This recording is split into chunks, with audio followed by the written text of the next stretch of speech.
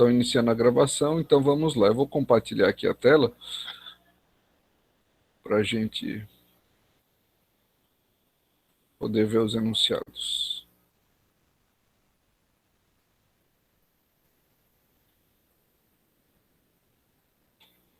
Ok. Então vamos lá. Deixa eu compartilhar aqui. Pronto. Então, o enunciado da primeira questão. Então, vocês estão vendo a primeira questão, gente? Pode ser que a ordem esteja diferente, porque é aleatório. Eu insiro as questões e cada um vai abrir numa ordem diferente. Então, a ordem não é a mesma para todos, tá? Assim, a questão e também as alternativas. A ordem muda para cada um. Então, não se incomodem com a ordem. Então, vamos lá. Essa era a primeira questão. Sendo A igual a 300 bilhões e B igual a 0,0000024, a expressão A vezes 10 a menos 7 mais B vezes 10 a sexta. Então vamos lá. Então eu vou multiplicar A vezes 10 a menos 7. Bom, quando eu multiplico por 10 elevado a menos 7, é a mesma coisa que dividir por 10 elevado a 7. Então, quando o expoente é negativo, se eu for multiplicar isso aqui por essa potência, eu tenho que andar com essa vírgula 7 casas aqui para a esquerda. Então vai ficar 1, 2, 3, 4, 5, 6, 7. Então A vezes 10 elevado a menos 7 é igual a 30. Concorda?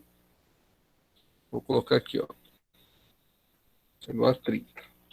Mais. Aí eu vou fazer B vezes 10 elevado a sexta.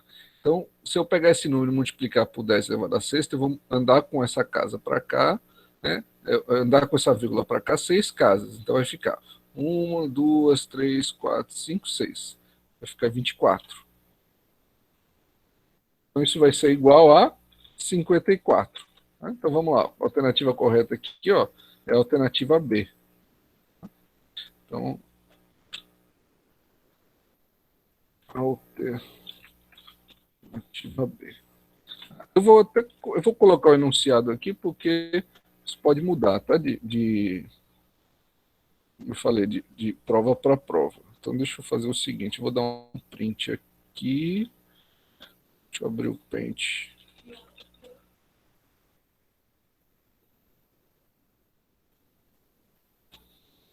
Assim, ó.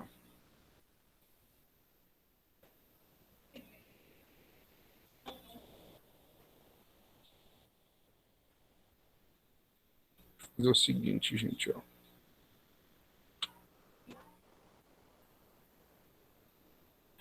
Pronto, eu vou fazer assim, eu vou deixar aqui a questão, tá? Vou deixar aqui assim, e aqui a solução.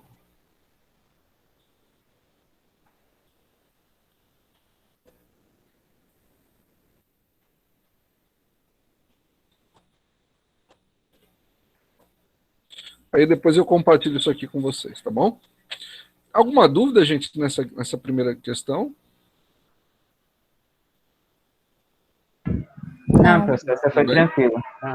Jóia. Então vamos lá, vamos avançar aqui. Vamos para a segunda questão. Vou botar aqui. Vamos ver qual é a segunda que aparece lá. Fechar. Tá aqui, vamos ver. Então tá aqui. Então vamos lá. Deixa eu botar aqui questão 2. Deixa eu fazer um print aqui.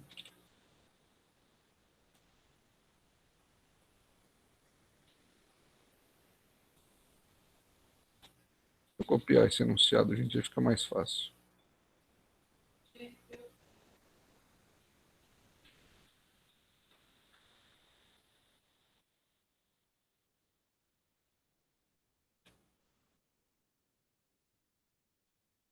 Assim fica... Então vamos lá. Então, essa é a segunda questão. Uma solução de Novalgina possui 50 miligramas por ml de dipirona monoidratada. A dose diária máxima dessa solução para uma criança entre 16 e 23 quilos é de 30 ml. Então, isso aqui é a dose diária máxima. Tá? A criança pode tomar no máximo 30 ml. qual a quantidade máxima de dipirona monoidratada que essa criança pode ingerir em gramas? Tá? Então vamos lá, vamos resolver essa questão. Então veja só, a criança pode tomar no máximo 30 ml, né? E a gente sabe que nós temos 50 miligramas por ml. Então eu vou colocar assim, ó, miligramas e ml. Aí eu vou colocar assim, ó, eu tenho 50 miligramas em cada ml, né? Quando ele diz assim, a solução de Novalgina possui 50 miligramas por ml de dipirona monoidratada. Então, eu tenho 50 miligramas em 1 ml, ok? Aí ele diz o seguinte, a dose diária máxima desta solução para uma criança entre 16 e 23 quilos é de 30 ml. Então, se ela consumir 30 ml, quantas miligramas ela estará consumindo, né? Tá? Então, uma regrinha de 3 aqui, gente. Ó. Quanto maior a quantidade da solução, maior será a quantidade de miligramas. Então, essas duas grandezas são diretamente proporcionais. Então, é só multiplicar aqui em cruz, né? X vezes 1, vai dar X, né? Aqui. X igual a 50 vezes 30, né? Que vai dar 1.500. Isso em miligramas, né? Miligramas. Agora, a resposta aqui está em gramas. Então, como que eu transformo de miligramas para gramas? Divide por 1.000. Divide por 1.000, muito bem, porque 1 grama corresponde a 1.000 miligramas, então a relação de um para outro é 1.000, né? Então, se você dividir por 1.000, vai dar 1,5 gramas. Bom, então, uma criança com esse peso, né, pode tomar, ou pode ingerir no máximo 1,5 gramas de pirona monoidratada por dia. Tá bom? Então, a alternativa correta aqui é a alternativa D. Ó.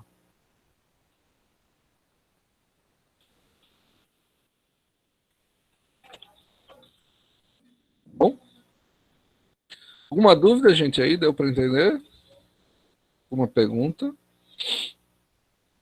Essa segunda questão.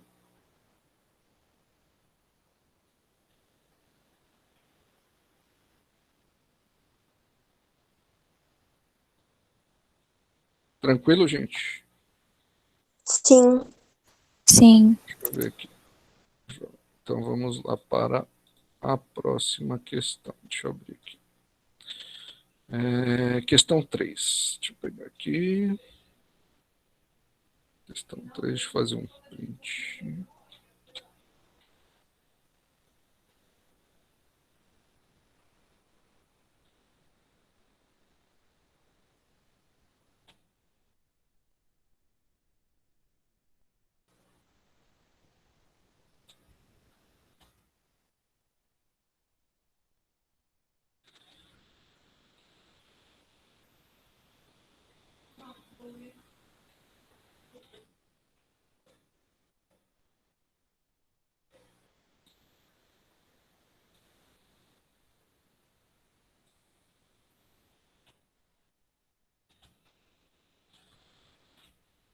Questão 3.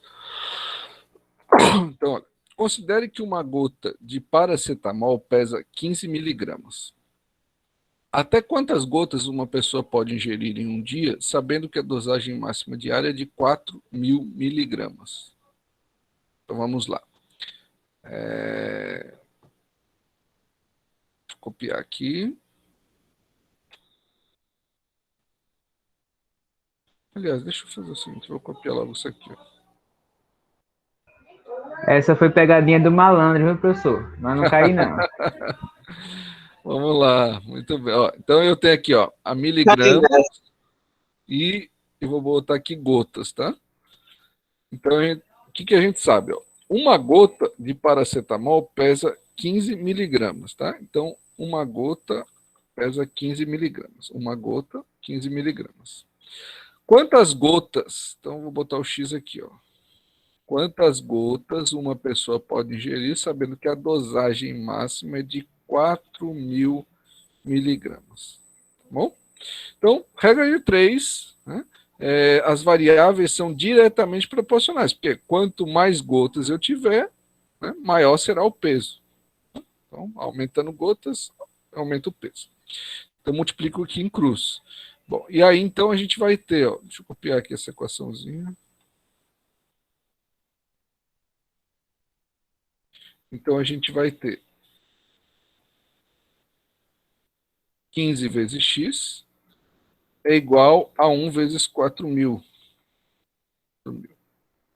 Né? E aí, o x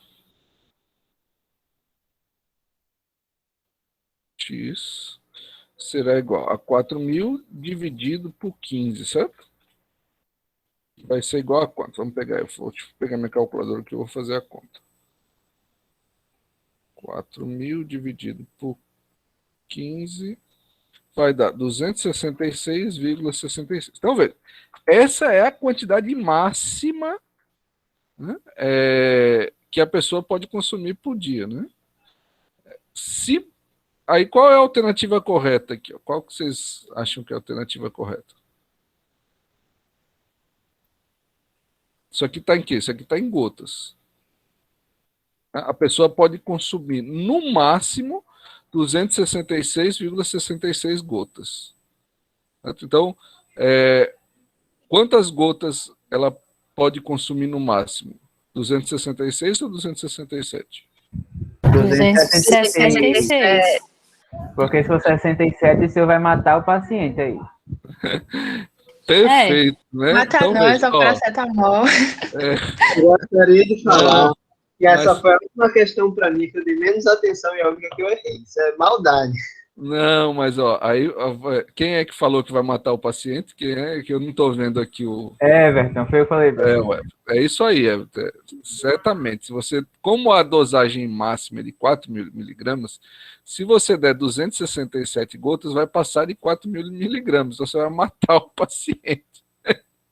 Eu gostei. Então, como isso aqui é máximo, né? Então tem que ser 266 mesmo.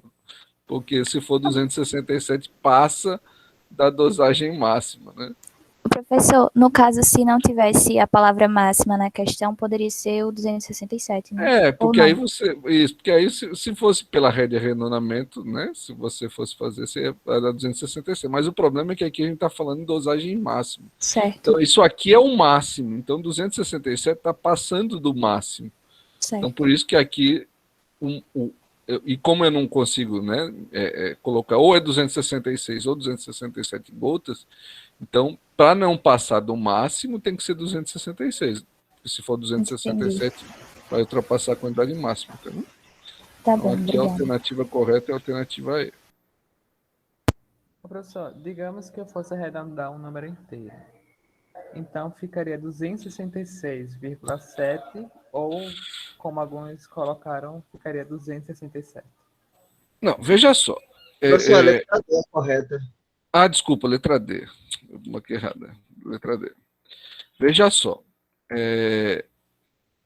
Tem duas questões. Se eu fosse arredondar isso aqui, arredondar para um número inteiro, pela regra de arredondamento, como esse primeiro algarismo decimal é maior que 5, eu arredondo isso aqui para 267 gotas. Tá? Então, se for para arredondar, 200, isso aqui é igual a 267 gotas, se for para arredondar. Agora a questão por isso que o Everton falou que tinha a pegadinha aqui, porque como ele quer saber a dosagem máxima, então veja, no máximo você pode consumir 4.000 miligramas. Então, 4.000 miligramas corresponde a 266,66 gotas. Então, como você pode, no máximo 266,66, então você vai poder consumir no máximo 266 gotas. Por quê? Se você consumir 267, já ultrapassa esse valor. Então, já ultrapassa o máximo. Então, por isso que a resposta aqui é 266. Entendeu? Sim, eu entendi, eu acertei essa questão, mas eu quero saber, se eu fosse arredondar agora, depois da vírgula, Certo. ficaria 7. Se eu fosse deixar com um algarismo depois da vírgula, ficaria 266,7. Ok. Tá? Por quê? Porque esse próximo algarismo significativo aqui é maior que 5. Aí você soma uma unidade aqui. Tá bom? Vamos para a questão 4 agora.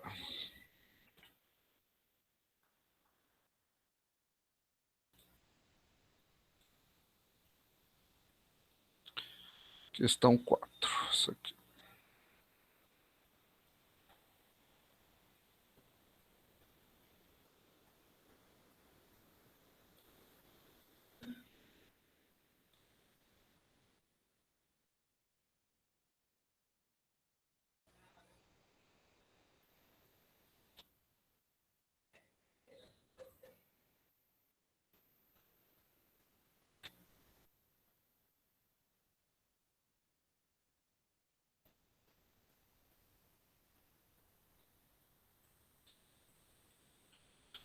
Então vamos lá. Ó, agora a questão é assim: a metade de 120% de 34 somado a 24% de 48 é igual a. Então vamos lá. Então, ó, metade de 120%. Então metade é meio, tá? Então é metade do quê? De 120%. 120% é 120 dividido por 100. Então vai dar 1,2. Né? Então é 1,2 vezes 34. Tá? Então, ó, 120% de 34 é 1,2 vezes 34. A metade disso aqui. Então é isso aqui dividido por 2. Tá? Então, é metade disso aqui. Aí isso aqui somado a 24% de 48. Então, ó, 24% é 24 dividido por 100. Então, é 0,24 vezes 48. Então, é isso aqui. Aí tem prestar atenção, né? Porque às vezes a pessoa se empolga e aí calcula 120% 34, soma isso aqui, depois divide por 2. Não.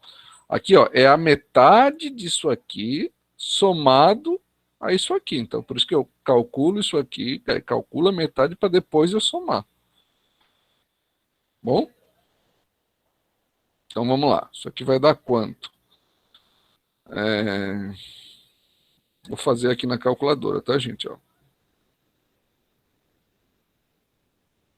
34 vezes 1,2 deu 40,8. Como é metade, então vai ficar 20,4 mais. Aí é 0,24 vezes 48 vai dar 11,52. Isso aqui vai dar 31,92. 20,4 mais 11,52, 31,92. Tá, é a alternativa D. Bom? Entenderam isso, gente? Sim. Sim. Ok? Sim. Então vamos para a próxima. 5.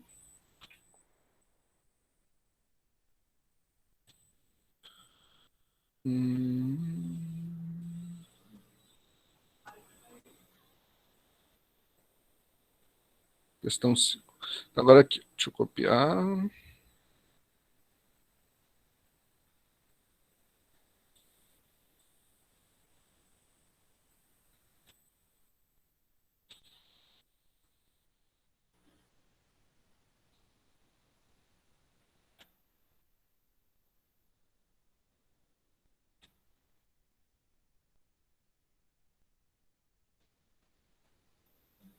Então, a densidade. Deixa eu diminuir um pouquinho aqui.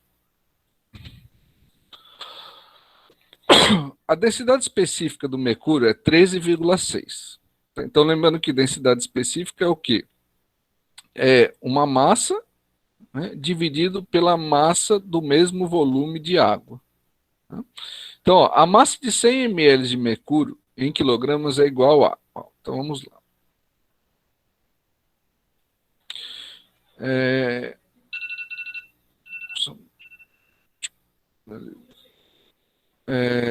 A densidade específica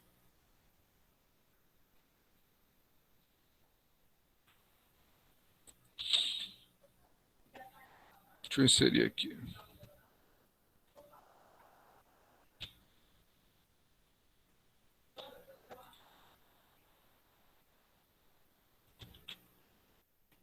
Vai ser igual. Tá, então é a massa de uma substância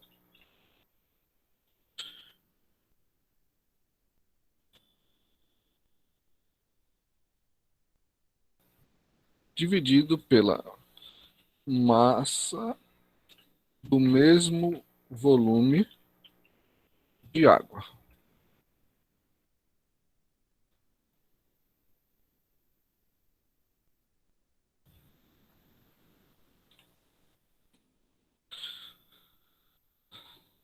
Tudo bem, gente, até aí? Lembram dessa definição? A gente viu na. Tudo sim. Então vamos lá. O que a gente sabe aqui do mercúrio? Ó? A densidade específica do mercúrio é 3,6 e a gente tem uma massa de 100 ml de mercúrio que eu quero saber quanto é. Né? Então vamos lá. A densidade específica eu tenho, ó, é 13,6, a densidade específica do mercúrio. A massa de mercúrio, bom, eu quero saber, eu quero calcular essa massa, então eu não sei qual é a massa. É a massa de 100 ml de mercúrio, então eu preciso, quanto pesa, qual é a massa de 100 ml de água? 100, 100 o quê? 100 gramas. 100 gramas, muito bem. Então 100, eu vou até deixar aqui, ó, 100 gramas, tá? Eu deixei aqui a unidade porque quando eu multiplico 100 vezes 3,6, então vai ficar 13,6 vezes 100 gramas, tá? Então, uma setinha assim. Então, essa massa que a gente está querendo calcular vai ser igual a 13,6 vezes 100. Então, vai dar 1.360 gramas. Bom, então, vamos lá. Vamos ver aqui. Ó. A massa de 100 ml de mercúrio. Ah, só que aqui ele está pedindo em quilogramas. Ó. É 1.360 gramas, né? Mas ele quer em quilogramas. Como que a gente transforma de grama para quilograma? Divide.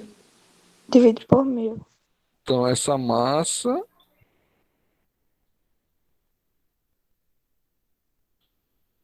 vai ser igual a 1,36 quilograma. Bom, então vamos lá. Qual é a alternativa correta? B. Letra B, né, professor? Isso, perfeito. Letra B. Bom, entenderam isso, gente? Alguma dúvida aí nessa Sim. questão? Sim, professor, tranquilo. Tranquilo, Tudo né? certo. Ótimo. E a última questão deixa eu copiar aqui.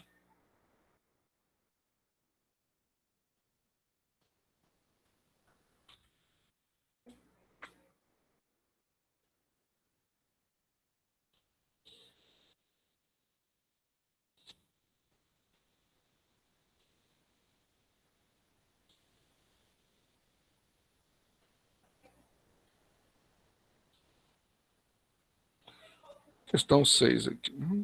Tá.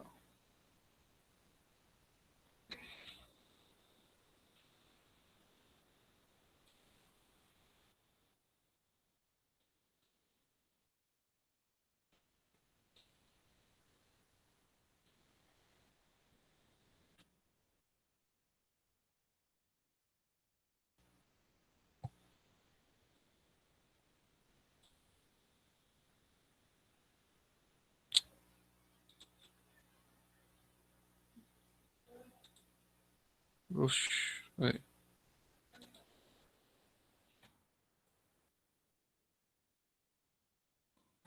Então, ó. Então aí, gente, é assim, se 400 ml de um certo líquido pesa 320 gramas, a densidade desse líquido em grama por ml é igual a... Então vamos lá. Agora é densidade, tá? Não é mais densidade específica. Vou apagar aqui. O que é densidade? Deixa eu... A densidade é a massa por volume. Então, densidade de uma substância é a razão entre sua massa e seu volume. Então, né, aqui a gente tem um líquido que pesa 320 gramas, a massa, e o volume 400 ml. Então, vai ser 320 dividido por 400. Isso vai estar em grama por ml.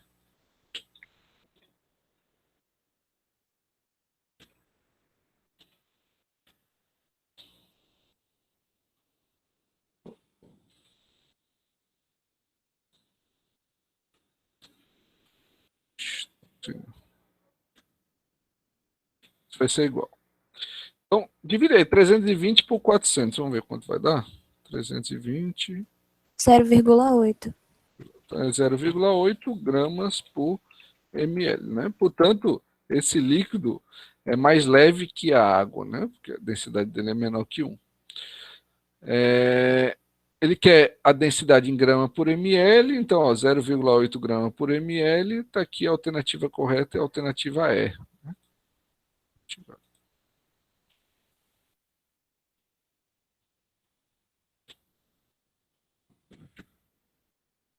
Tá bom? Alguma dúvida, gente, aí nessa questão? Tranquilo. Tranquilo? Então, aí, 6 questões aí que a gente tinha na nossa primeira avaliação. Tá bom? Eu vou compartilhar depois esse arquivo lá com vocês. Aí, qualquer dúvida, depois vou até salvar aqui. Deixa eu ver aqui.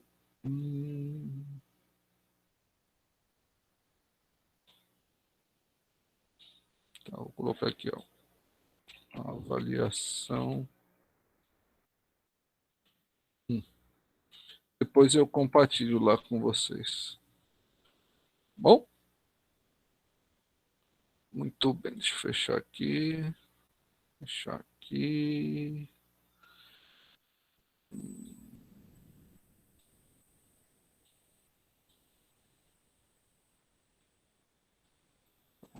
Voltar aqui. Pessoal, alguma dúvida, alguma pergunta antes de a gente avançar? Acho que não, professor, estou tranquilo. Então, a gente vai falar hoje, né, a nossa terceira aula, aula 3, a gente vai começar a falar de funções. Eu vou definir aí o que é uma função, e depois a gente vai passar para falar das funções lineares, tá? O primeiro tipo de função que a gente vai ver, e aí depois, na próxima aula, função exponencial, depois a função logarítmica. Bem, então deixa eu compartilhar aqui a apresentação dessa aula de hoje.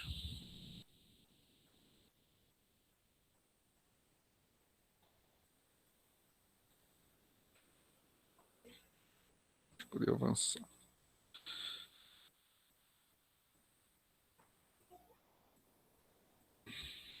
Okay. Vocês estão vendo, gente, a apresentação? Só confirma aí. Sim.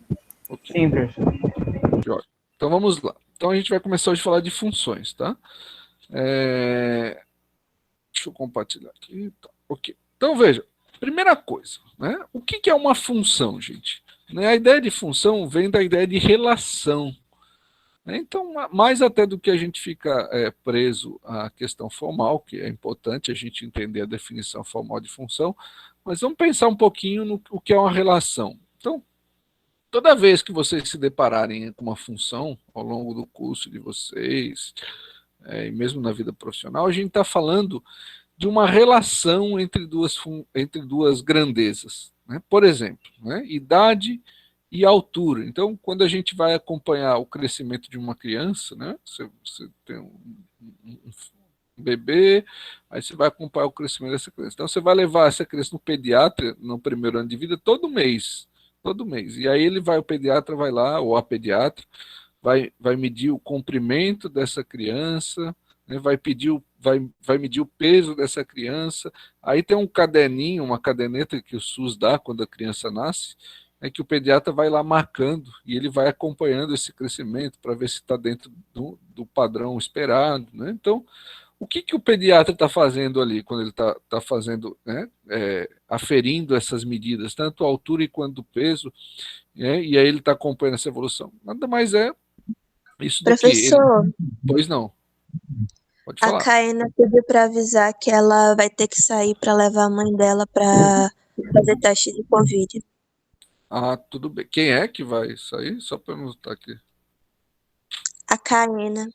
Tá bom. Tá jóia.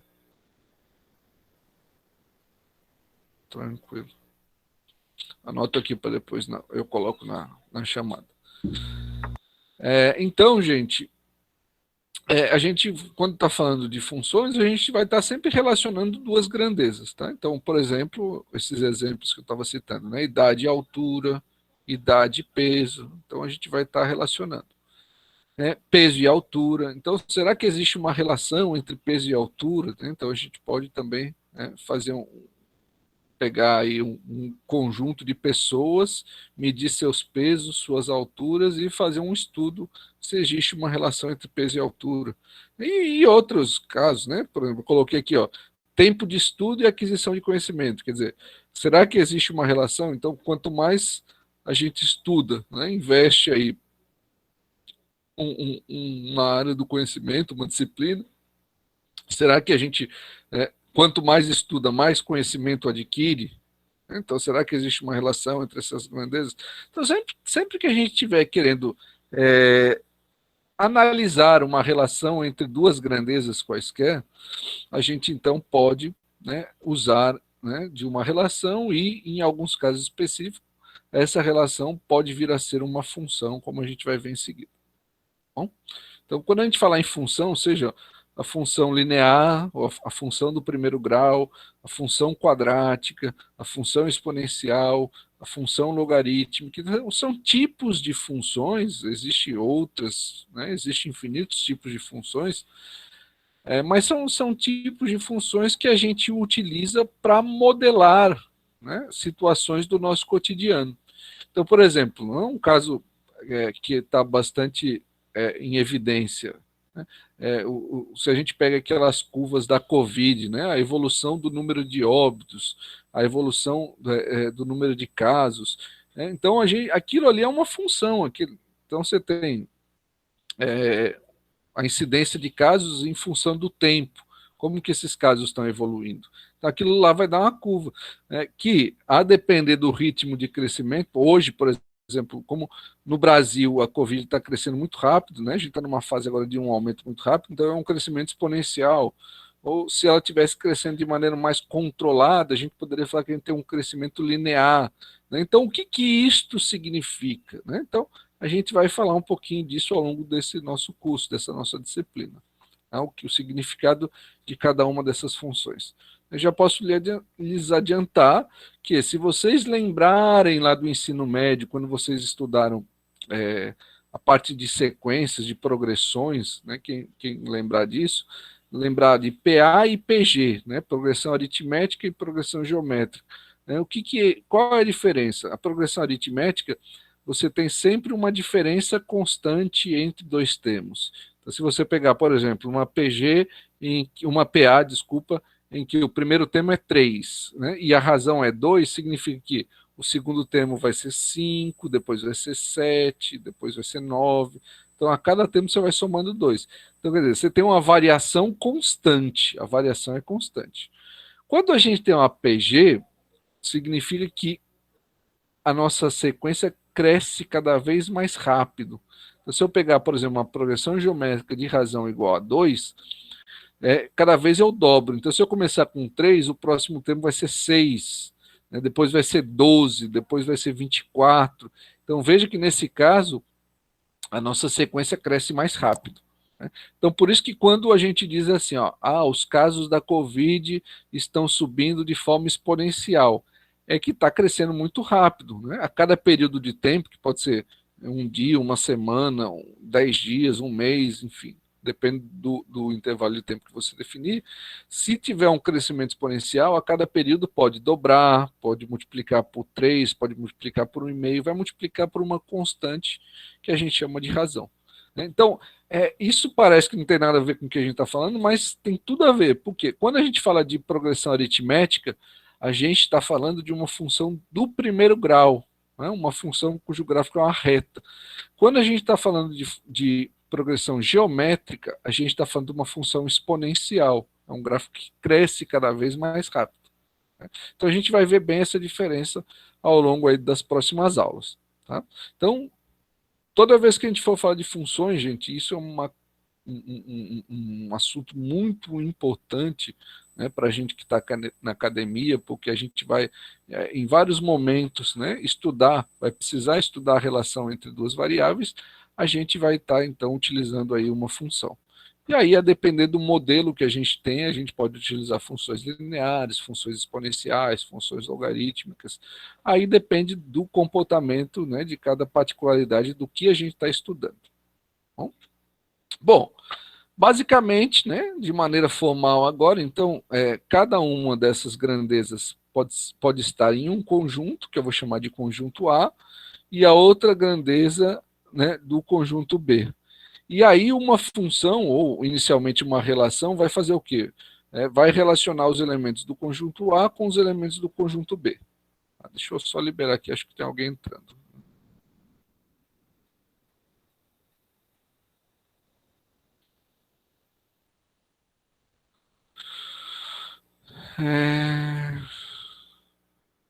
Então, quando a gente está falando de relações e depois de funções, a gente está associando, né, elementos que estão num conjunto com elementos que estão em outro conjunto.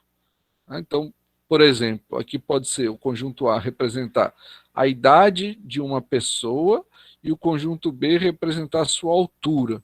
Então, eu quero saber como essa altura evolui com o tempo, né? Então, eu vou estabelecer uma relação entre esses dois conjuntos. No caso da altura, né, veja, um bebê, ele cresce muito rápido. Vocês concordam que uma criança, né, desde que nasce, o crescimento é rápido? Muito rápido. Nos primeiros anos é muito rápido. Aí quando a gente chega na adolescência, né, as mulheres, antes que os homens até, há uma estabilização. Chega uma hora que a gente para de crescer, né? Tem até algumas teorias que dizem que a gente vai encurtando, né? Porque a gente vai se curvando com o tempo, a gente vai encurtando, porque a gente a maioria das pessoas não tem o hábito de fazer alongamento, então é uma teoria que a gente vai encurtando, até a nossa altura vai, entre aspas, diminuindo. Então, mas assim, o crescimento é rápido no início da nossa vida, chega ele na adolescência, ele se estabiliza, e aí a gente para de crescer, né?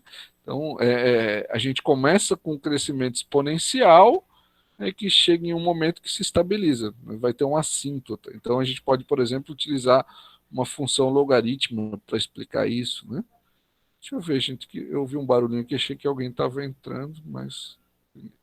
Bom, mas a gente vai falar desses tipos de funções depois, tá? Mas assim, aqui eu estou falando, então, quando eu digo conjuntos A e B, né, duas grandezas, tá? E aí eu vou relacionar esses conjuntos. Mas quando que uma relação vai ser uma função, né? Não é toda relação que é função. Para que uma relação seja função, a gente precisa ter duas condições atendidas. Então, uma relação é função quando? Né? Então, vamos lá. Quando todos os elementos do conjunto partida estão associados a elementos do conjunto chegada. Conjunto partida e conjunto chegada são aqueles conjuntos, respectivamente, A e B, que eu mostrei na figura anterior, né? Aqui está, aqui, ó, por exemplo, se eu pegar aqui, ó, conjunto A é o conjunto partida, o conjunto B é o conjunto chegada. Por quê? A seta está indo de A para B. Então, eu tenho uma função aqui de A em B. Mas por que essa relação é uma função? Porque todos os elementos do conjunto A devem estar associados a elementos do conjunto B. Tá? Então, por exemplo, se o D não tivesse relacionado com ninguém, eu não teria uma função. Tá? Então, todos os elementos de A devem estar associados a elementos de B.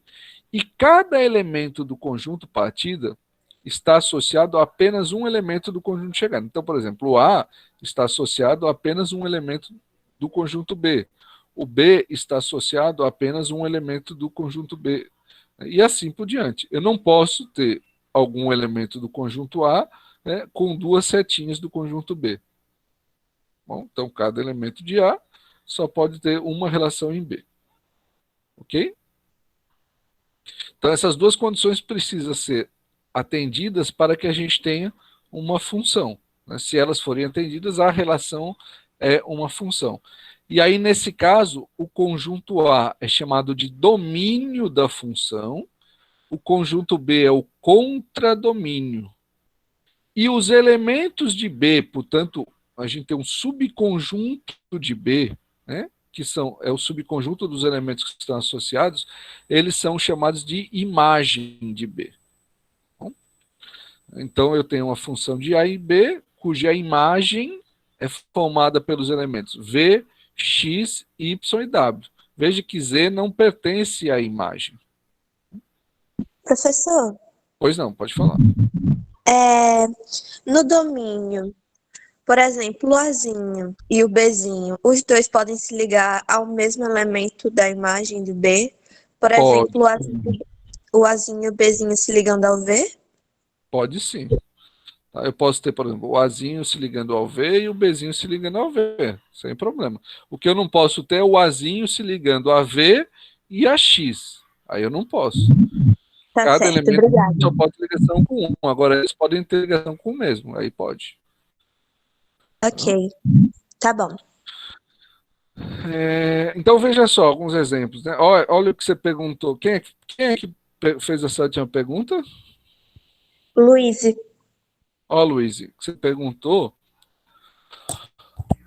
essa figura vai responder. Aqui eu tenho uma função de A em B. Por quê?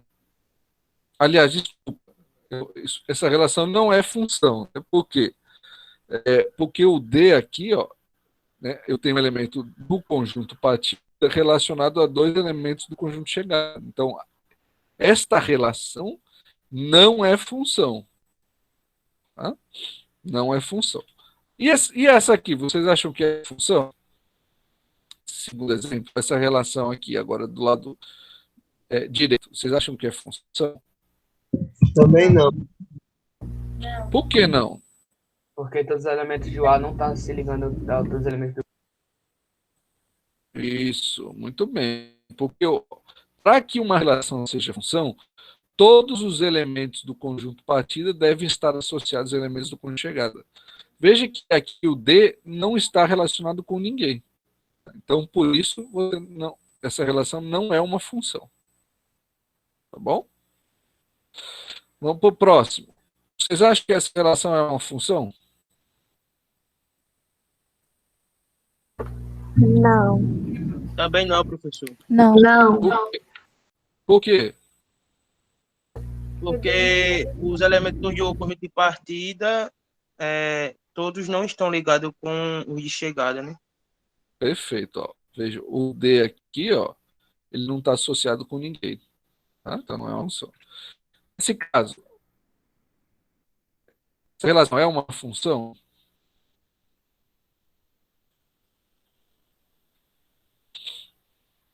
Esse é uma função.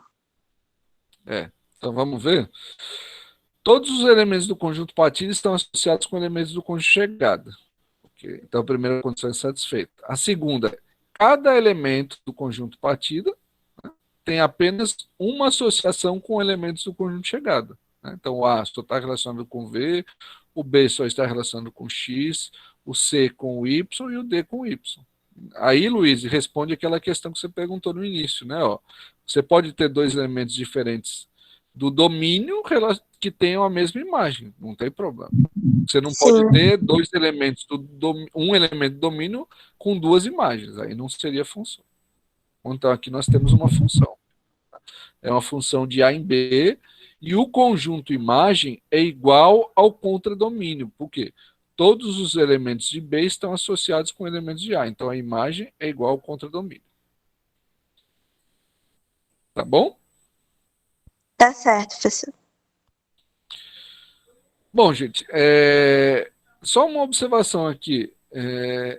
Nesse caso, a gente já viu quando é função e quando não é, né? Quando o contradomínio for igual à imagem, né, como é esse exemplo, então a gente diz que essa função ela é sobrejetora. Tá? Então, uma função é sobrejetora quando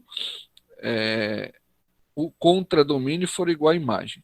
E a função é injetora quando cada elemento do domínio só tem uma imagem. Então, essa não é injetora. Por quê? Porque você tem dois elementos do domínio com a mesma imagem.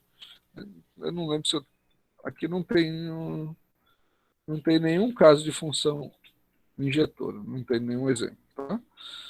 E se a função for injetora e sobrejetora, ela é chamada de função bijetora. Mas veja, repete, por favor, a parte da injetora. É assim, uma função é injetora quando cada elemento do domínio tem uma imagem diferente. Então, você não pode ter, por exemplo, dois elementos do domínio com a mesma imagem. Está vendo aqui? Você pega dois elementos diferentes do domínio, C e D. Eles têm que ter imagens diferentes. Como aqui eles têm a mesma imagem, então essa função não é injetora. Para ser injetora, eu teria que ter um Z aqui, aí o C teria que estar com Y e o D estaria ligado ao Z. Aí seria injetora. Tá bom? Certo, obrigada.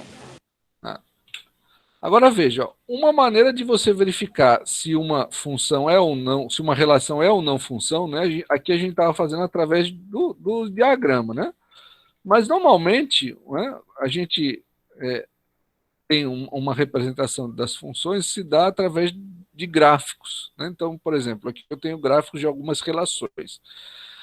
Aí, quando que eu sei que esses gráficos representam ou não uma função? Então, eu posso pegar aqui, por exemplo, e traçar essas retas verticais, ó, essas retas aqui passando pelo eixo X, essas retas são paralelas ao eixo Y.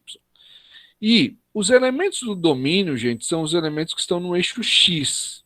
Tá? E a imagem é o correspondente de cada valor de X no eixo Y. Então, por exemplo, ó, aqui, eu pego aqui um certo valor de X, aí eu venho aqui no gráfico, eu pego esse ponto aqui, e a sua imagem é o correspondente aqui no Y. Tá? Então, como uma condição para que uma relação seja função é que cada elemento do domínio só tenha uma imagem. Então, o que eu preciso ter? Quando eu traçar essas retas verticais, cada uma dessas retas só pode cruzar o meu gráfico em um único ponto. Então, por exemplo, tracei essa reta. Veja, essa reta só intercepta o gráfico nesse ponto aqui. Essa reta só intercepta o gráfico nesse ponto aqui. Então, veja, cada reta vertical vai interceptar o gráfico em um único ponto. Então, aqui, y igual a x ao cubo é uma função. Agora, veja esse segundo gráfico aqui do meio. Ó. Quando eu traço essa reta aqui vertical, ó, ela cruza o gráfico em dois pontos. Né? Nesse ponto e nesse ponto. Né? Um ponto positivo e outro negativo. Então, nesse caso, esse gráfico não representa uma função. Por quê? Para um mesmo valor de x, né, vamos supor que o x vale 4, eu teria dois valores possíveis para y, o 2 e o menos 2. Então, esse gráfico não representa uma função. Esse já representa. Por quê? Quando eu traço retas verticais, cada reta corta o meu gráfico em um único ponto. Em um único ponto. Então, aqui eu tenho uma função. É um valor para cada, né, professor? Isso, para Não cada pode ter dois x. valores. Perfeito. Para cada x você tem que ter um único y. Uhum. Veja que aqui eu tenho, para cada x eu vou ter dois valores de y. Por isso que esse aqui não é função. Tá bom? Então, esse teste da reta vertical, ele pode ser usado quando a gente tem um gráfico para verificar se esse gráfico representa ou não uma função. Bom, e vamos para esse exemplo aqui, ó. Uma função importante, a gente diz que é uma função real. Tá? Uma função real é uma função que tem variável real. E o seu domínio é um subconjunto de R. O domínio de uma função real é sempre o maior subconjunto de R que satisfaz a sua existência.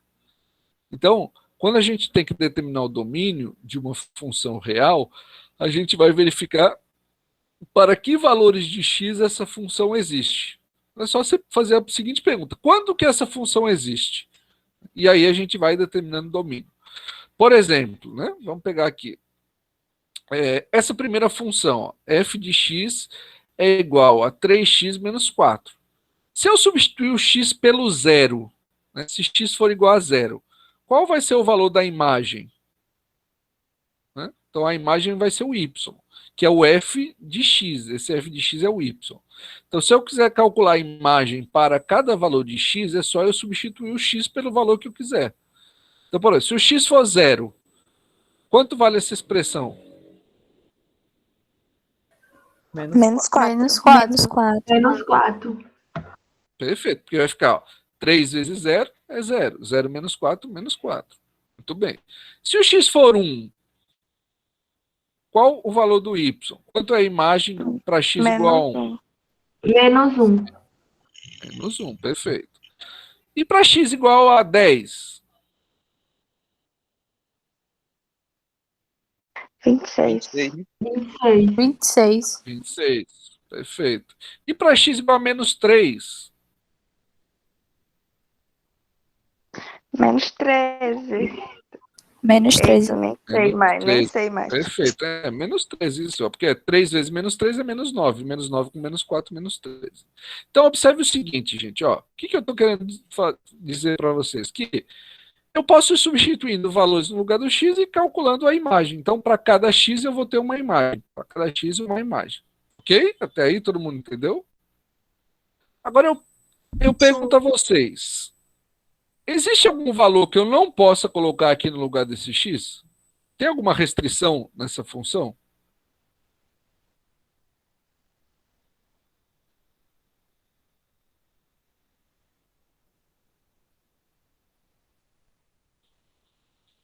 Professor, se tem, eu não me recordo, mas pelo visto não.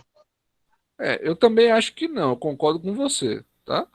Também acho que não, né? Então, a gente pode colocar aqui, nesse caso, qualquer número no lugar do x, e aí você vai calcular um y. Então, nesse caso, a gente diz que essa função tem domínio real. Vou colocar aqui assim.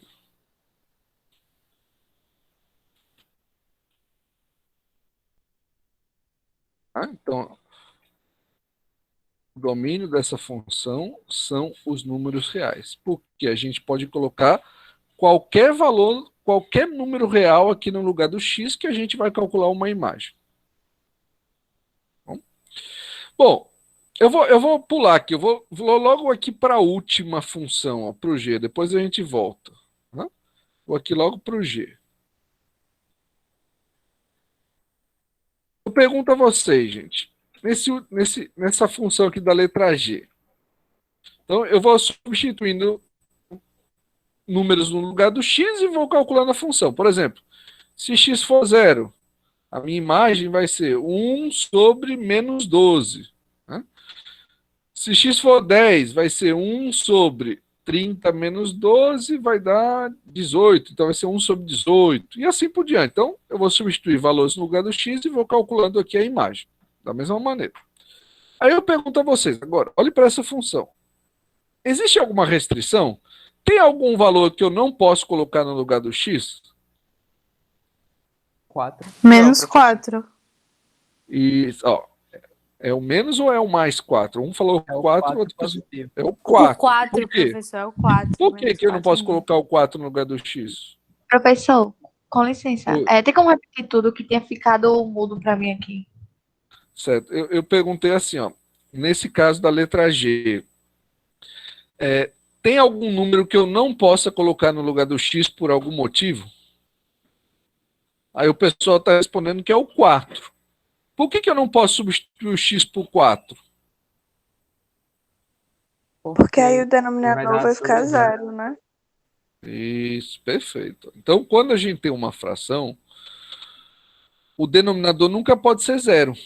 Né? Então, para que esse denominador seja igual a 0, o x tem que ser igual a 4, porque 3 vezes 4, 12. 12 menos 12, 0. Então, nesse caso, eu posso substituir o x por qualquer número real, com exceção do 4. Né? Então, por isso que nesse caso,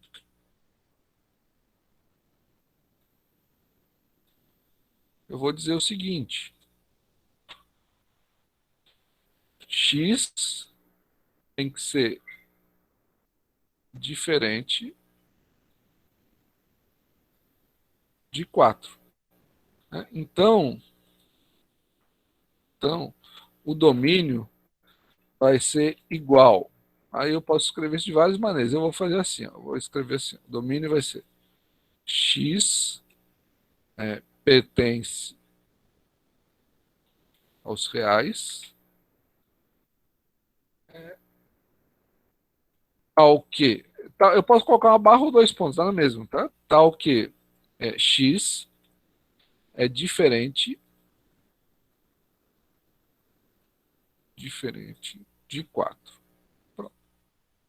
Então essa é uma maneira de dizer assim: o domínio é qualquer número real menos o 4. Né? Pode ser qualquer número real menos o 4. Tá bom? Deu para entender isso, gente? Deu sim. Deu sim. Deu sim, Pedro. Sim, sim. Agora vamos pegar outro exemplo. Eu vou para a letra F aqui, ó. O x pode ser qualquer número real?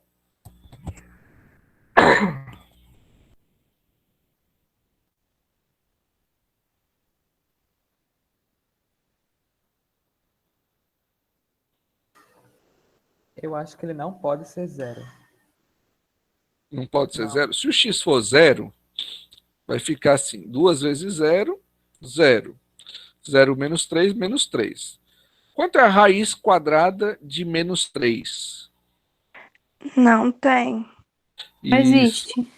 No conjunto Não. dos números reais, não existe raiz quadrada de número negativo. Então, como a gente está trabalhando com funções reais, então, para que esta função exista, esse número aqui de dentro tem que ser maior que 0. Tá? Então, vou fazer o seguinte, ó. Ô, professor, se também for 1, Tem que ser maior vai ou igual a ficar... 2, não? Porque se Tem que for ser, 1 não, também não vai dar. isso aí, ó. Esse número aqui de dentro, ele tem que ser maior ou igual a 0, tá? Pode ser igual, vocês têm razão, ó. Vou colocar assim, ó. O 2x menos 3 tem que ser maior ou igual que 0. Aí a gente resolve essa equação, ó. Na verdade, uma inequação, né? Então, como que eu resolvo? Eu passo o 3 para cá somando e passo o 2 dividindo. Então, a condição vai ser que o x é maior ou igual a 3 meios, né? Porque eu passo 3 somando e passo 2 dividindo. Então, é 3 dividido por 2. Tá? Então, o x pode ser... Professor, Pode falar. mas se o x for 1, vai ficar negativo do mesmo jeito? Vai poder? X sendo Não, 1. pode não. O 3 meios, quanto que dá 3 dividido por 2? 1,5. Então não pode ser 1, porque tem que ser maior ou igual a 1,5. Se for 1,5, vai ser 0 aqui dentro. Aí pode. Entendi. Tá? Então 1 não pode, tem que ser maior ou igual a 1,5, que é 3 meios.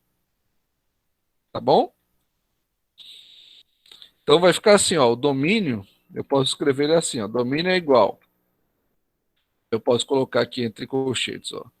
X pertence aos reais, tal que x é maior ou igual a 3 meios. Pronto, aí eu escrevo assim, esse é o domínio.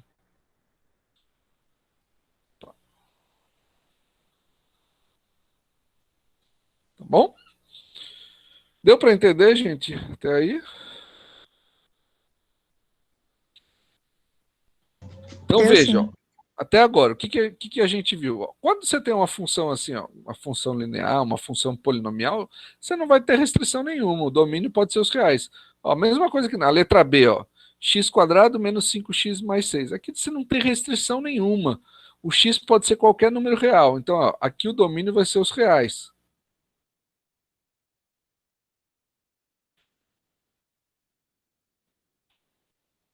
Aqui é a mesma coisa, uma função trigonométrica, não tem restrição nenhuma. Né? Aqui o domínio pode ser os reais. Qualquer número que você coloque aqui, cosseno de qualquer número, vai dar um número real. A função exponencial, a mesma coisa. O x pode ser qualquer número, o expoente pode ser positivo, pode ser zero, pode ser negativo. Então, essas funções todas não têm restrição. Elas vão existir para qualquer valor real de x. Então, o domínio é sempre os números reais. Quando é que você tem restrição? Quando é que você vai ter que se preocupar? Quando você tem uma fração. Por quê? Porque a fração, o denominador não pode ser zero. Quando você tem uma raiz de ordem par, né, uma raiz quadrada, uma raiz 4, uma raiz sexta. Por quê? Porque aí esse denominador ele tem que ser não negativo, então ele tem que ser maior ou igual a zero. E também, quando você tem um logaritmo, né, ln é o logaritmo natural, é um logaritmo de base e. Então, quando a gente tem um logaritmo, a base tem que ser maior que zero e diferente de 1. E o logaritmando, que é o x aqui, tem que ser maior que zero. Então, nesse caso aqui, ó, a gente tem uma condição. Vamos colocar aqui. O x, nesse caso, tem que ser maior que zero. Né? Então, para que um logaritmo exista, o seu logaritmando tem que ser maior que zero. Né? E aí, nesse caso, o domínio vai ser o quê? Então, vamos abrir o colchetes aqui. Ó.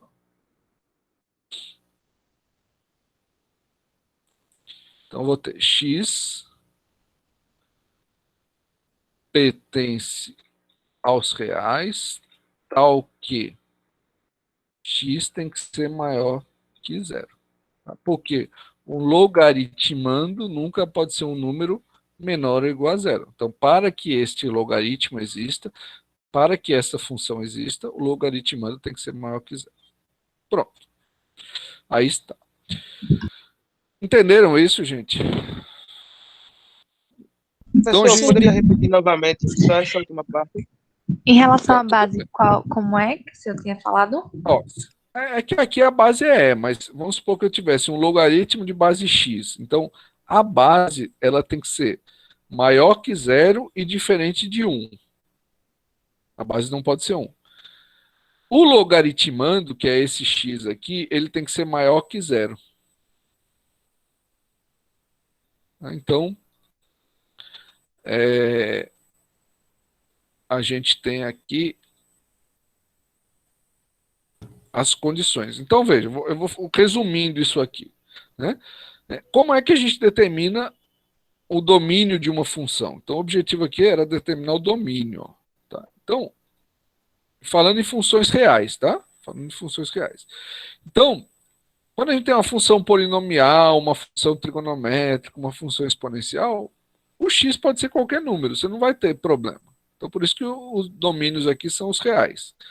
Quando é que você tem que prestar atenção? Né? Quando você tem uma fração, porque na fração o denominador não pode ser zero.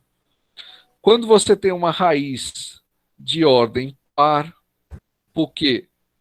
Porque a raiz de ordem par, o radicando aqui não pode ser negativo. Né? E quando você tem um logaritmo. Então, são os 3 casos que você vai ter que se preocupar. Os 3 principais. Depois pode ter algum outro caso. Mas isso, das funções principais são essas. Tá bom? Então, aí é só você lembrar de verificar. Bom, para quais valores de x a minha função existe? Pronto, faz essa pergunta, reflete e aí determina o domínio. Bom? Bem, aqui eu lembro que eu tinha falado da função injetor e sobrejetora, né? Eu já tinha até adiantado, ó, só para fixar melhor. Ó. Uma função de A em B, né? Supondo que aqui o conjunto A é esse, o conjunto B é o verde. Né? Ela é injetora quando? Ó, eu acho que foi a Luísa até que perguntou, não lembro, não tenho certeza, mas alguém perguntou sobre ela Foi. injetora. Né? Ó, então, ela é injetora quando? Quando cada elemento do conjunto partida está relacionado com um elemento distinto do conjunto chegada. Então, essa função ela não vai ser injetora. Por quê?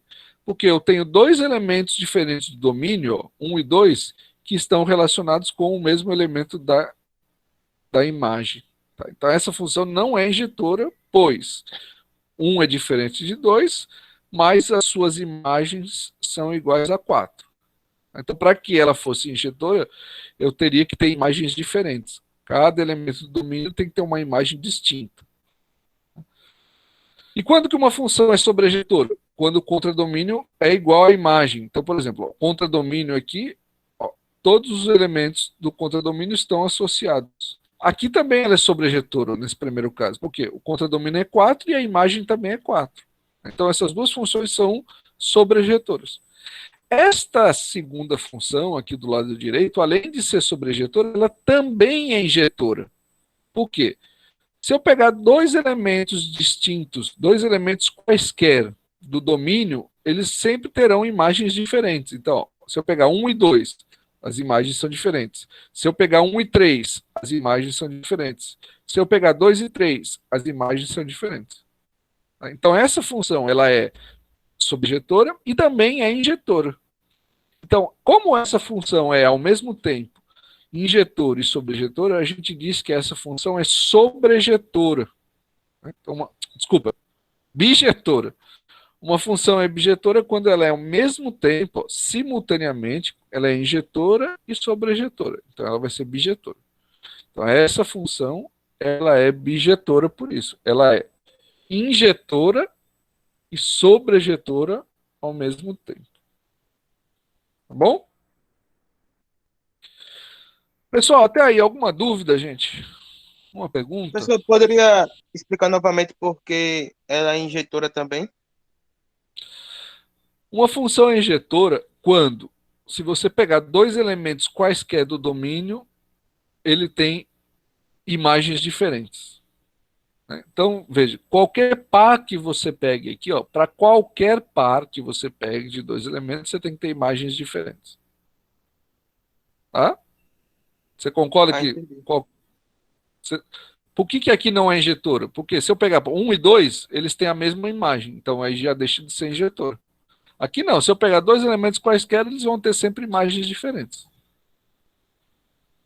Tá bom? Tá bom, professor. Entendi. Obrigado. Mais alguma pergunta, gente, até aí? Alguma dúvida? Deixa eu dar uma...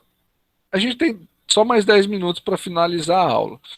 Então eu vou fazer o seguinte, eu vou parar aqui, eu não vou continuar, eu vou explicar a vocês por quê. Porque eu, aqui na sequência eu vou começar a falar de função linear. E aí, como só temos mais 10 minutos, eu vou começar a falar nesse tempo e vou parar. Então eu prefiro finalizar aqui a aula de hoje e eu deixo para começar a falar da função do primeiro grau na próxima aula, porque aí a gente consegue ver no contexto melhor. Tá? Então a gente vai finalizar aqui e na semana que vem a gente retoma falando das funções lineares e quadráticas, enfim, aí a gente segue. Bom? Alguma dúvida, gente? Alguma pergunta? Deixa eu parar aqui a apresentação. Vou fazer só a chamada. Pode falar, Gustavo. Eu acho que no livro não tem a função. Não tem o quê? Desculpa. No livro não tem função. Naquele livro que a gente estava usando? Sim. Não tem mesmo, Gustavo. Eu vou aí indicar para vocês um outro livro, lá naquele documento inicial que eu compartilhei com vocês, que é o cronograma, tem as referências bibliográficas, e lá vai ter dois livros que são e-books da UFMG, que eu encontrei na internet, e como eles são livros abertos, né, então é fácil de a gente ter acesso. Aí ele tem essa parte de funções.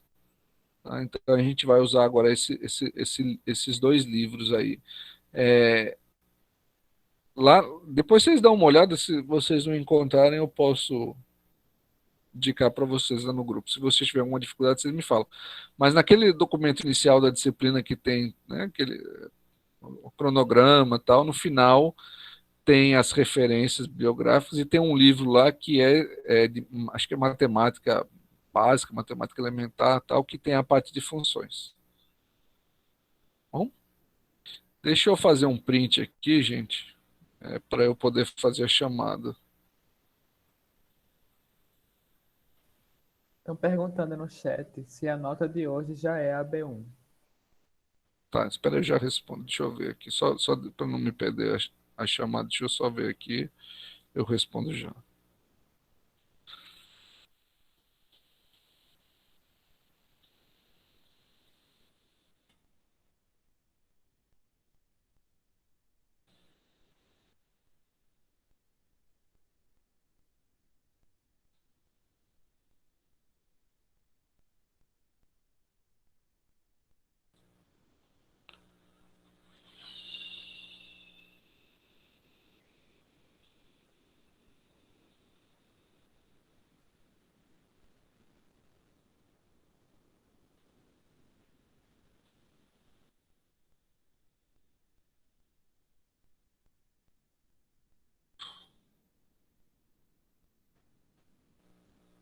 Pronto. Foi... Ai. Gente, então, olha lá, eu já salvei aqui, tá certo. Deixa eu ver aqui no chat, vocês perguntaram o quê? Deixa eu ver. Ato positivo. Tá, então a Jéssica perguntou se a nota é a B1. Não, Jéssica, não é ainda a B1, porque para cada B a gente vai ter duas avaliações. Então a gente vai ter uma segunda, e aí somada com essa primeira, vou calcular uma média, enfim, aí vai ser a B1. Tá? Então não é só essa, não, vai ter mais uma para formar a B1. A Maria Gomes perguntou, professor, a Chaleana pediu para perguntar se teria outra avaliação para quem perdeu. Para quem perdeu essa, gente, eu vou pensar depois como é que a gente vai fazer para repor. Eu não pensei ainda,